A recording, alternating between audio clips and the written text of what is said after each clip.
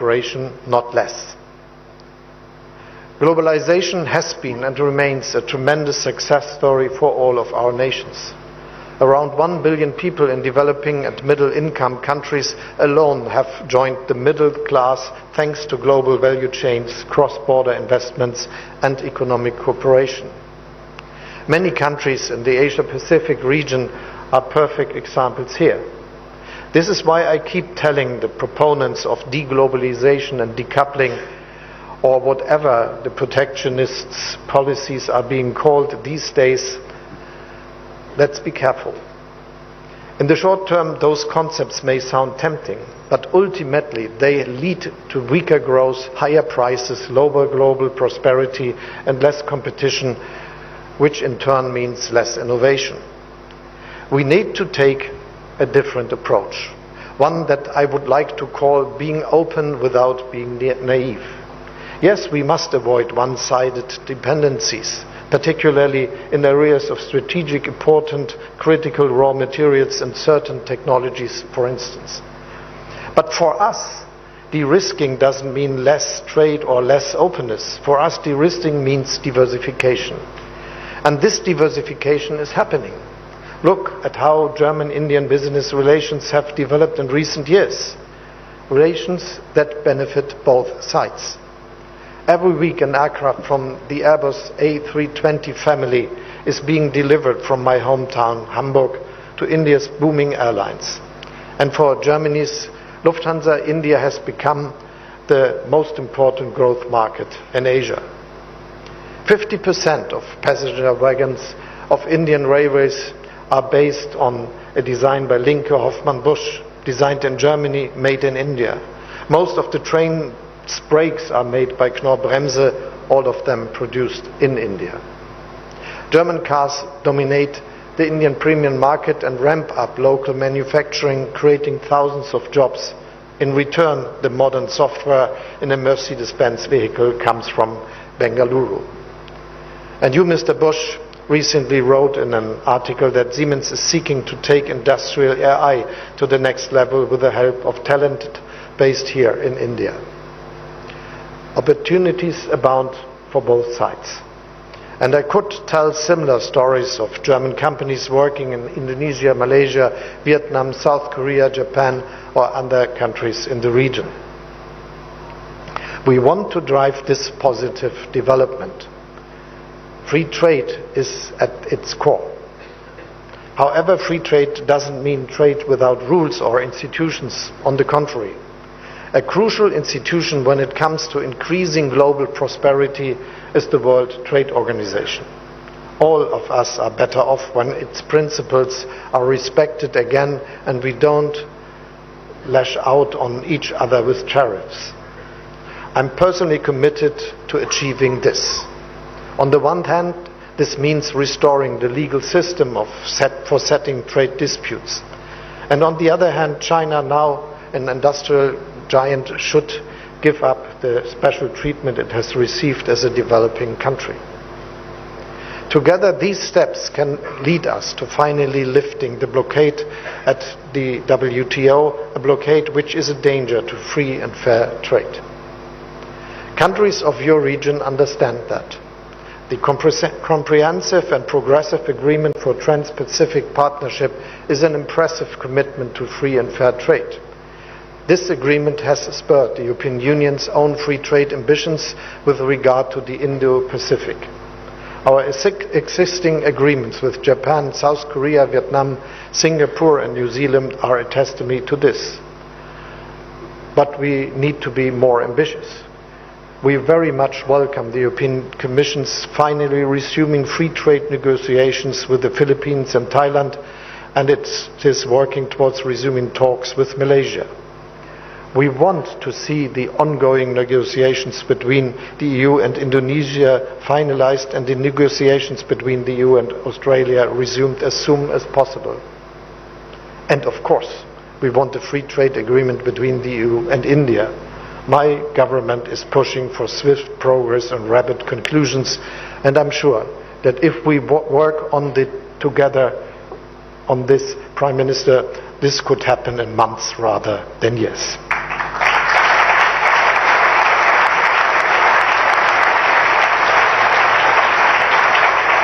There is one last aspect that I would like to mention, as it underlines what I mean by being open without being naive. Only a few days ago, the German government agreed on a strategy to attract skilled Indian employees to Germany. Even today, Indians are the largest group of foreign students at our universities. Last year alone, the number of Indians working in Germany grew by 23,000. Their talent is a welcome addition to our labor market. And let me add, we don't just welcome talent from India to work in Germany, but from all of your countries. To make this happen, we passed one of the world's most progressive laws for labor immigration. We are digitizing our visa process, speeding up procedures and making them more user-friendly. At the same time, we are reducing irregular migration and facilitating returns of those who have no right to be in our country. The message is that Germany is open for skilled workers, but that we can decide who comes. This is important because only then will our citizens continue to accept our openness. This brings me back to the beginning of my remarks and the three winners of the Nobel Prize. One of the key lessons of their work is that open societies are more likely to prosper. We need to maintain the spirit of openness in our countries and in today's world. So let us be the ones that spread it. Thank you very much.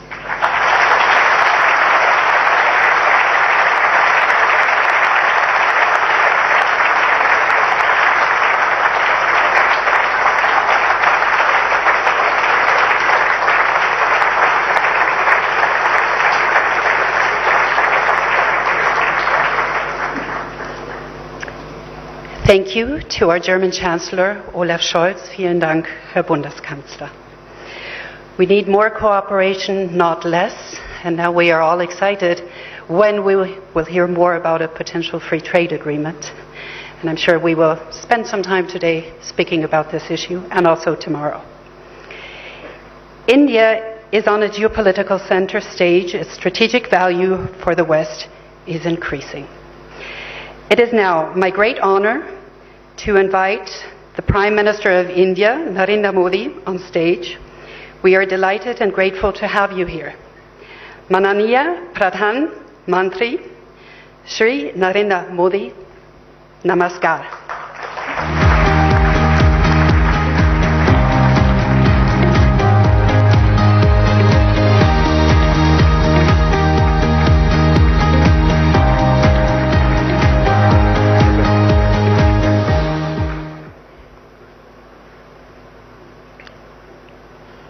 Excellency, Chancellor Scholz, Vice Chancellor Dr. Robert Habeck, Bharat सरकार के मंत्रीगण, Asia Pacific committee of German business के chairman doctor Bush, Bharat, Germany और Indo Pacific देशों के industry leaders, देवी और सज्जनों, नमस्कार, गुटन टाग। साथियों, आज का दिन बहुत विशेष है। मेरे मित्र चांसलर शोल्ज चौथी बार भारत आए हैं, पहले मेयर के रूप में और 3 बार चांसलर बनने के बाद उनका यहां आना भारत जर्मनी संबंधों पर उनके फोकस को दिखाता है। 12 साल के बाद भारत में Asia Pacific conference of German business का आयोजन हो रहा है। एक तरफ यहां सीईओ की फोरम की बैठक हो रही है, दूसरी तरफ हमारी नौसेना साथ में अभ्यास कर रही है। गोवा में German naval ships port call पर है और अब से थोड़ी ही देर में भारत और जर्मनी के बीच 7वें इंटर गवर्नमेंटल कंसल्टेशन का भी आयोजन होना है। यानी हर कदम, हर मोर्चे पर भारत और जर्मनी की दोस्ती गहरी हो रही है। साथियों, ये साल भारत जर्मनी स्ट्रैटेजिक पार्टनरशिप का 25वां वर्ष है। अब आने वाले 25 वर्ष इस पार्टनरशिप को नई बुलंदी देने वाले हैं। हमने आने वाले 25 वर्षों में विकसित भारत का एक रोडमैप बनाया है।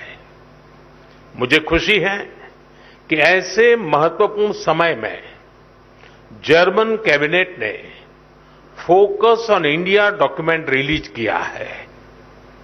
विश्व की 2 सशक्त डेमोक्रेसीज, विश्व की 2 लीडिंग इकोनॉमीज साथ मिलकर कैसे फोर्स फॉर ग्लोबल होती हैं। फोकस ऑन इंडिया डॉक्यूमेंट में उसका ब्लूप्रिंट है।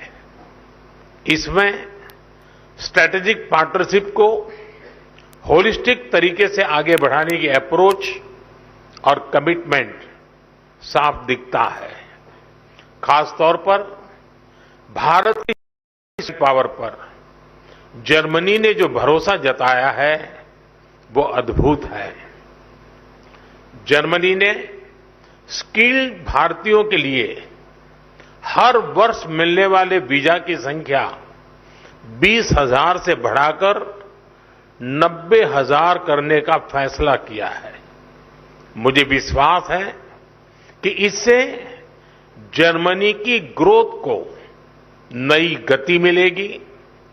साथियों, हमारी आपसी व्यापार $30 बिलियन से अधिक के स्तर पर पहुंच चुका है। आज एक तरफ सैकड़ों जर्मन कंपनियां भारत में हैं, तो वहीं भारतीय कंपनियां भी तेजी से जर्मनी में अपनी प्रेजेंस बढ़ा रही हैं। आज भारत डायवर्सिफिकेशन और डी रिस्किंग का सबसे बड़ा केंद्र बनता जा रहा है। भारत ग्लोबल ट्रेड और मैन्युफैक्चरिंग का भी हब बन रहा है। ऐसे में आपके लिए make in India, make for the world का ये सबसे उपयुक्त समय है। साथियों, ईयू और एशिया पैसिफिक क्षेत्र के बीच संबंध मजबूत करने में एशिया पैसिफिक कॉन्फ्रेंस का महत्वपूर्ण रोल रहा है।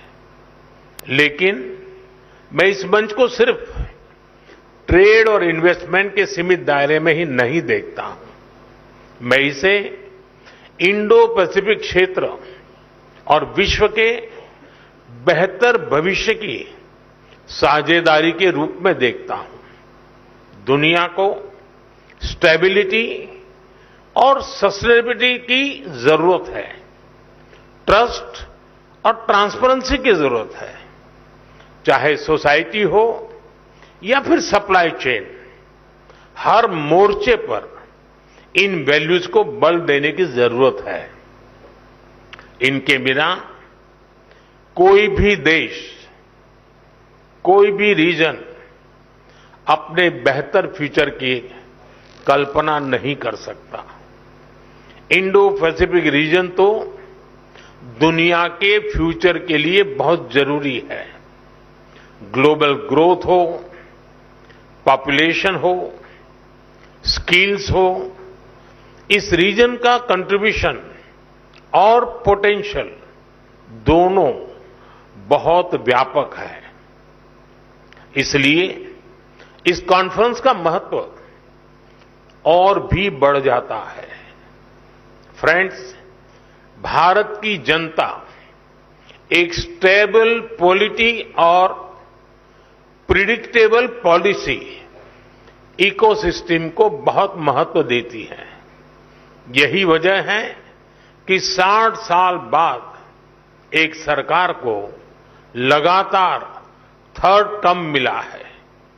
भारत की जनता का ये ट्रस्ट बीते एक दशक में रिफॉर्म, परफॉर्म, ट्रांसफॉर्म वाली गवर्नेंस के कारण मजबूत हुआ है। जब देश का सामान्य नागरिक ये सोच रहा है, तब आप जैसे बिजनेस के लिए, आप जैसे इन्वेस्टर्स के लिए भारत से बेहतर स्थान क्या हो सकता है। साथियों, आज भारत डेमोक्रेसी, डेमोग्राफी, डिमांड और डेटा, इसके 4 मजबूत पिलर्स पर खड़ा है। टैलेंट, टेक्नोलॉजी, इनोवेशन और इंफ्रास्ट्रक्चर भारत की ग्रोथ के टूल्स हैं।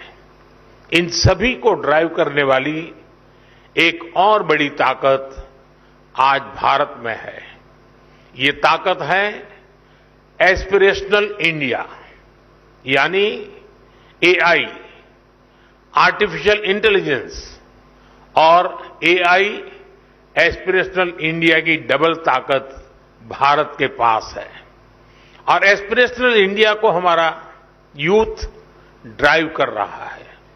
बीती सदी में डेवलपमेंट को मुख्यतः नेचुरल रिसोर्सेज ने गति दी थी।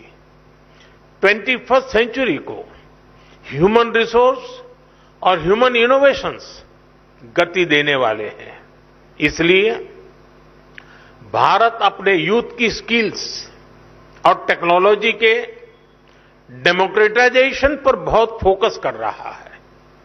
साथियों, भारत भविष्य की दुनिया की जरूरतों के लिए आज काम कर रहा है।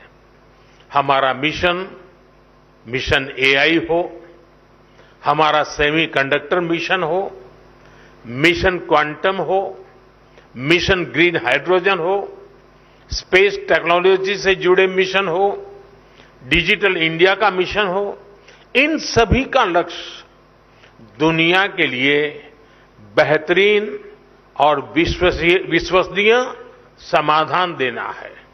आप सभी साथियों के लिए इन क्षेत्रों में इन्वेस्टमेंट्स और कोलैबोरेशंस की अनेक संभावनाएं हैं। साथियों, भारत हर इनोवेशन को एक शानदार प्लेटफॉर्म और बेहतरीन इंफ्रास्ट्रक्चर देने के लिए कमिटेड है। हमारा डिजिटल पब्लिक इंफ्रास्ट्रक्चर, नए स्टार्टअप्स और इंडस्ट्री 4.0 के लिए अनंत संभावनाओं के द्वार खोल रहा है। आज भारत अपने फिजिकल इंफ्रास्ट्रक्चर को पूरी तरह से ट्रांसफॉर्म करने में जुटा है। रेल, रोड, एयरपोर्ट और पोर्ट में रिकॉर्ड इन्वेस्टमेंट किया जा रहा है। इसमें जर्मन और इंडो पैसिफिक रीजन की कंपनियों के लिए अनेक संभावनाएं हैं। मुझे खुशी है कि रिन्यूएबल एनर्जी को लेकर भारत और जर्मनी मिलकर काम कर रहे हैं। पिछले महीने ही गुजरात में जर्मनी के साथ मिलकर चौथा global renewable energy investors meet आयोजित किया गया है। ग्लोबल लेवल पर रिन्यूएबल एनर्जी में निवेश के लिए भारत जर्मनी प्लेटफॉर्म भी लॉन्च किया गया है। मुझे उम्मीद है कि ग्रीन हाइड्रोजन इकोसिस्टम की जो संभावनाएं भारत ने बनाई है, उसका फायदा भी आप जरूर उठाएंगे। साथियों, भारत की ग्रोथ स्टोरी से जुड़ने का यही समय है, सही समय है, जब भारत का डायनेमिज्म और जर्मनी का प्रिसिशन मिलता है, जब जर्मनी की इंजीनियरिंग और भारत का इनोवेशन मिलता है, जब जर्मनी की टेक्नोलॉजी और भारत का टैलेंट मिलता है तब इंडो पैसिफिक के साथ साथ पूरी दुनिया का बेहतर भविष्य तय होता है। साथियों, आप बिजनेस वर्ल्ड से जुड़े हैं। आपका तो मंत्र होता है, when we meet we mean business. लेकिन भारत आना सिर्फ बिजनेस ही नहीं होता। भारत के कल्चर, कुजीन और शॉपिंग को आपने समय नहीं दिया तो आप बहुत कुछ मिस करेंगे। मैं आपको विश्वास दिलाता हूं, you will be happy and back home your family will be happier. ये कॉन्फ्रेंस और भारत में आपका स्टे दोनों मंगल हो, इसी कामना के साथ आप सभी का बहुत बहुत धन्यवाद। Thank you.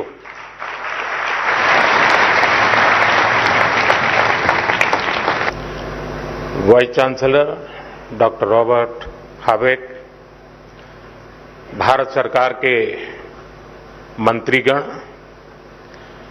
Asia Pacific committee of German business के chairman doctor Bush, Bharat, Germany और इंडो पैसिफिक देशों के इंडस्ट्री लीडर्स, देवी और सज्जनों। इंडियन, हमारे सौभाग्य कि आपने आज इतनी सारी बातें कही। It is a great honour and privilege. Germany and India's friendship over the last 25 years has been going on. Vice chancellor doctor Robert Habeck, Bharat सरकार के मंत्रीगण, एशिया